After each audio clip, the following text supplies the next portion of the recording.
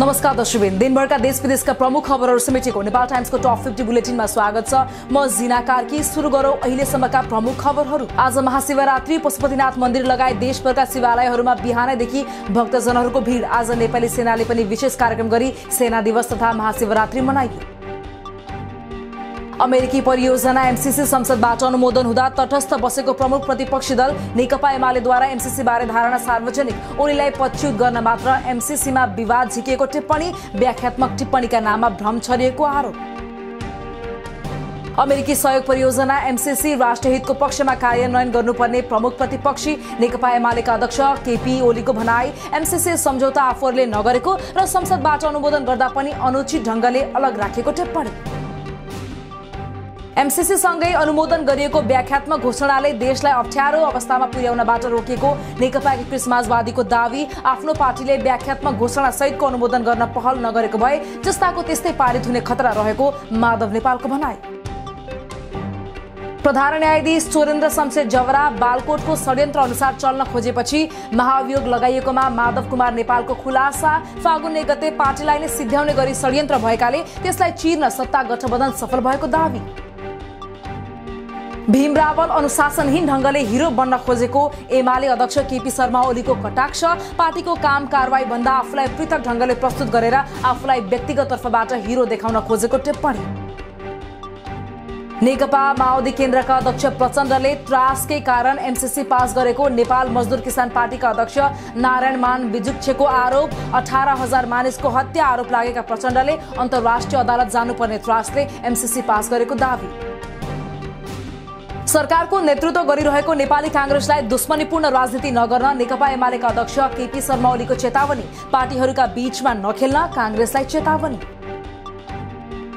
विवेकशील साझा पार्टीका सुदूरपश्चिम संयोजक गोपाल हमालले दिए राजीनामा, स्थानीय तहको अघिल्लो निर्वाचनमा धनगढी उपमहानगरपालिकामा स्वतन्त्र उम्मेद्वार बनेको र अबको निर्वाचन पनि स्वतन्त्र रूपमै उम्मेद्वार बन्ने हमलाको भनाई।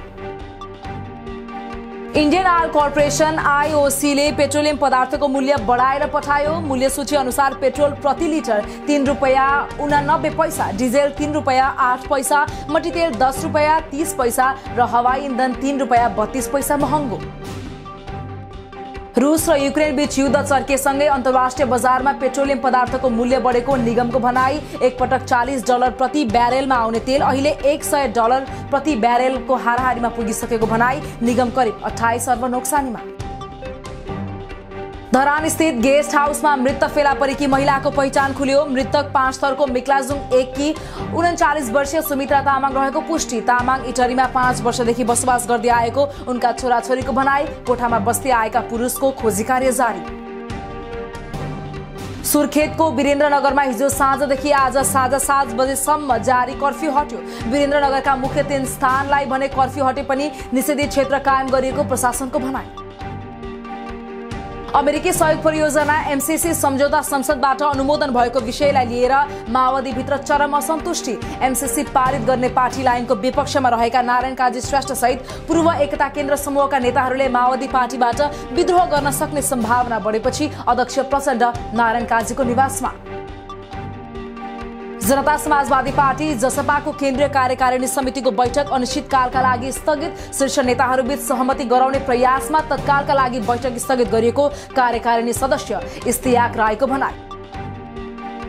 प्रतिनिधि सभाको बुधबार बस्ने बैठकको सम्भावित कार्यसूची सार्वजनिक। प्रधानमन्त्री शेरबहादुर देउवाले राष्ट्रिय सूचना आयोगको वार्षिक प्रतिवेदन पेश गर्ने कार्यसूची।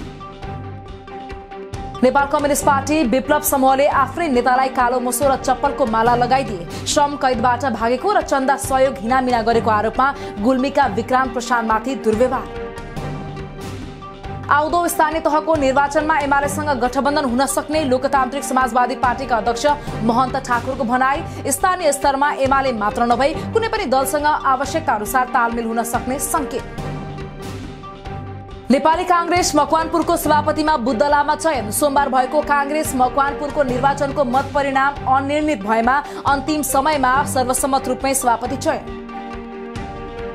युक्रेनमा रुसी सैन्य हस्तक्षेप विरुद्ध संयुक्त राष्ट्रसङ्घीय मानवाधिकार परिषदमा भएको मतदानमा नेपाल युक्रेनको पक्षमा। नेपाल लगायत 29 देशले युक्रेनको पक्षमा रहँदा भारत तटस्थ, चीन विपक्षमा। खानेतेलको मूल्य फेरि बढ्यो। रुस युक्रेन बीच भएको युद्धलाई देखाएर बजारमा खाने तेलको भाव बढ्यो। व्यापारीले खानेतेलमा प्रति लिटर 10 देखि 20 रुपैयाँसम्म धेरै मूल्य लिन थालेको उपभोक्ताको गुनासो। निर्माणका क्रममा भत्किएर 3 जना कामदारको ज्यान लिएको ठिमुरा पुलमा स्थानीयले गरे क्षमा पूजा। भरतपुरको ठिमुरा र देवघाटको घिनाटार जोड्ने त्रिशुली नदीमा निर्माणाधीन पुलमा महाशिवरात्रिको अवसर पारेर पूजा आराधना। नेपाल सरकारले माओवादी सशस्त्र द्वन्द्व र आन्दोलनका कारणबाट हटाइएका शिक्षक तथा कर्मचारीलाई पुनर्बहाली र क्षतिपूर्ति दिने मन्त्री परिषदको बैठकले 586 शिक्षक तथा कर्मचारीलाई व्यवस्थापन गरेको शिक्षा मन्त्रीको सचिवालयको जानकारी। युक्रेनमा रहेका नेपाली नागरिकलाई पोल्यान्ड, स्लोभाकिया, हंगेरी र रोमानियाको सीमा क्षेत्रमा जान जर्मनी स्थित नेपाली दूतावासको आग्रह। हालसम्म 258 नेपाली सम्पर्कमा रहेको र 185 जना युरोपेली देशहरूमा प्रवेश। आगामी निर्वाचनमा छुट्टै चुनाव चिन्ह नपाउने भएपछि राष्ट्रिय दलको मान्यता नपाएका 31 वटा साना दल आन्दोलित। रविन्द्र मिश्र नेतृत्वको विवेकशील साझा पार्टीले पनि पाएन राष्ट्रिय दलको मान्यता। आन्दोलित दलहरूद्वारा मानव अधिकार आयोग तथा निर्वाचन आयोगको ध्यानाकर्षण। स्थानीय चुनावको सुरक्षाका लागि देशभर 1 लाख बढी म्यादी प्रहरी राख्ने तयारी। करिब 1 महिनाका लागि राखिने म्यादी प्रहरीका लागि 24,000 तलब, पोसाक भत्ता 5,000 र खाजा सुविधाको प्रस्ताव। पछिल्लो समय अर्थतन्त्रमा देखिएको समस्या समाधानका कारण केन्द्रीय ब्याङ्कद्वारा निजी क्षेत्रलाई गरिएको नियन्त्रणमा निजी क्षेत्रको असन्तुष्टि, चालु पुँजी कर्जा, आयातमा जाने कर्जा, घर जग्गामा हुने लगानीमा कडाइले व्यवसायीहरू थप समस्यामा परेको गुनासो। रूपन्देहीको सिमानाका बेलहिया आजदेखि 48 घण्टा बन्द हुने। भारतको उत्तर प्रदेशमा बिहिबार हुने विधानसभाको चुनावका लागि सिमानाका आज बेलुका 6 बजेदेखि पर्सि बेलुका 6 बजेसम्म बन्द गरिने रूपन्देही प्रशासनको भनाई। 7 बुँदे सहमति कार्यान्वयन नभएको भन्दै एमालेको सोमबार विरुद्ध भएको कर्णाली प्रदेशसभा बैठक बुधबारसम्म स्थगित। सरकारले आफूहरूसँग गरेको सहमति कार्यान्वयनको अवस्था, कार्ययोजना र सरकारको निर्णयबारे जानकारी नदिएसम्म संसद चलाउन सहयोग नगर्ने अडान। पछिल्लो 24 घण्टामा 6,504 जनामा गरिएको परीक्षणमा नेपालमा 158 जनामा कोरोना संक्रमण पुष्टि। 354 जना संक्रमण मुक्त हुँदा 2 जनाको मृत्यु। हालसम्म मुलुकमा सक्रिय संक्रमितको संख्या 7,971 जना। पछिल्लो 24 घण्टामा 1,08,140 जनाले लगाए कोरोना विरुद्धको खोप। न्याय परिषदको बैठकद्वारा स्थानीय तह निर्वाचनका लागि मुख्य निर्वाचन अधिकृत र निर्वाचन अधिकृतको सिफारिस। कुनै न्यायाधीश बिरामी परेको अवस्था वा विशेष कारणवश मुख्य निर्वाचन अधिकृतको जिम्मेवारी पूरा गर्न नसक्ने भएमा खटाउनका लागि 15 जना न्यायाधीश तयारी अवस्थामा। 1 वर्ष 7 महिना लामो प्रयासपछि भारतसँग G2G मार्फत रासायनिक मल खरिद गर्ने सम्झौता। नेपालको कुल मागको 30% रासायनिक मल 5 वर्षसम्म निरन्तर उपलब्ध गराउन भारत तयार। 5 वर्षमा 9,35,000 मेट्रिक टन मल आउने। हेटौडा ढल्केबर इनौरा प्रसारण लाइनबाट बाहिरियो विश्व ब्याङ्क। करिब 14 अर्ब रुपैयाँ भन्दा बढी खर्च भइसक्दा पनि प्रसारण लाइनको भविष्य अनिश्चयतर्फ धकेलिएपछि विश्व ब्याङ्कले परियोजना छाड्यो। परियोजनाको बाँकी काम अब नेपालले नै अघि बढाउने। सेनाको खोदबाट हतियार चोरी गरेको अभियोगमा 30 महिना जेल बसेपछि निर्दोष साबित भएका सैनिक जवान लवकुमार गुरुङद्वारा सेनाका 4 जना अधिकृत विरुद्ध किटारी जाहेरी। आफूलाई चरम यातना दिएर जबरजस्ती दोषी साबित गराएको भन्दै जाहेरी दर्ता। आज पनि बाँकेमा फेला पर्यो शंकास्पद वस्तु। खजुरा गाउँपालिका 3 मनोकामना चोकमा नो एमसीसी लेखेर प्रेसर कुकर बम मंगलबार बिहान सेनाको डिस्पोजल टोलीद्वारा डिस्पोज। भक्तपुरको मध्यपुर ठिमी नगरपालिका 3 कौशलटारमा पनि फेला पर्यो शंकास्पद वस्तु। प्रेसर कुकरभित्र भेटिएको शंकास्पद वस्तु सेनाद्वारा निष्क्रिय। आगामी जेठ 2 गते बुद्ध जयन्तीका दिनदेखि व्यावसायिक उडान सञ्चालन हुने गौतम बुद्ध अन्तर्राष्ट्रिय विमानस्थलको भनाई। अब त्रिभुवन अन्तर्राष्ट्रिय विमानस्थलमा अवतरणमा समस्या आउँदा जहाजहरू भारतको लखनऊ डाइभर्ट हुनुपर्ने अवस्थाको अन्त्य हुने।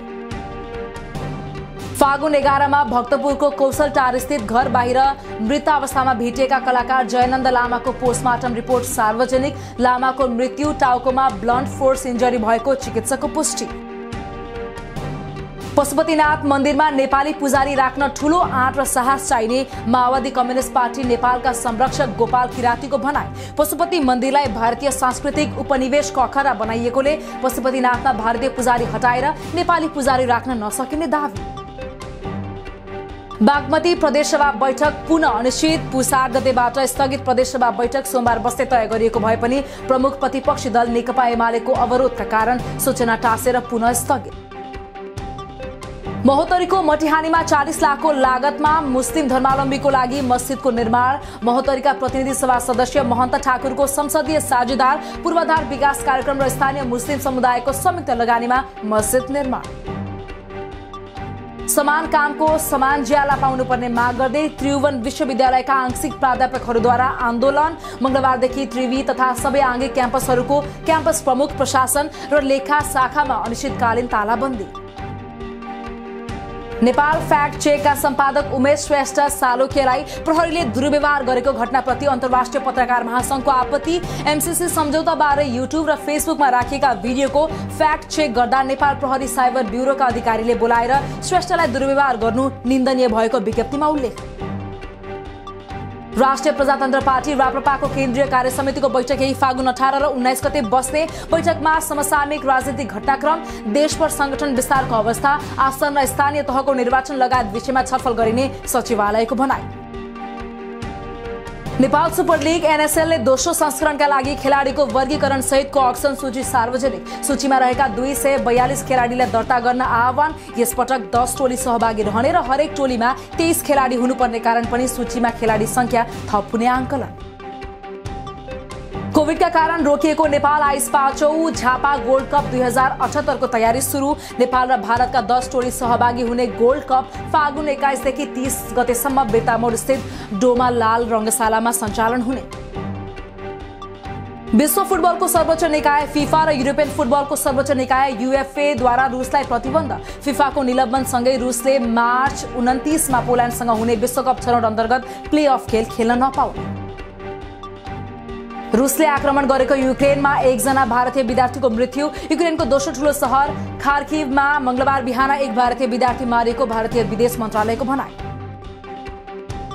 र रुस र युक्रेनको युद्धमा 5 निम्न युक्रेनी सैन्य अधिकारीहरूद्वारा 5710 रुसी सैनिक मारिएको युक्रेनको दावी। 200 भन्दा बढी रुसी सैनिकलाई बन्दी बनाएको खुलासा। दिनभरका देश विदेशका प्रमुख खबरहरू समेटेको नेपाल टाइम्सको टप 50 बुलेटिन अहिलेलाई सकियो। हामी भोलि फेरि टप 50 समाचारका साथ उपस्थित हुने नै छौं। नेपाल टाइम्सको युट्युब च्यानल सब्स्क्राइब गरिदिनु भएकोमा र फेसबुक पेज लाइक गरिदिनु भएकोमा धन्यवाद। ताजा खबरहरू नेपाल टाइम्सको अनलाइन पोर्टल www.nepaltimes.net मा पनि गएर हेर्न सक्नुहुनेछ। नेपाल टाइम्स हेर्दै गर्नुहोला। नमस्कार।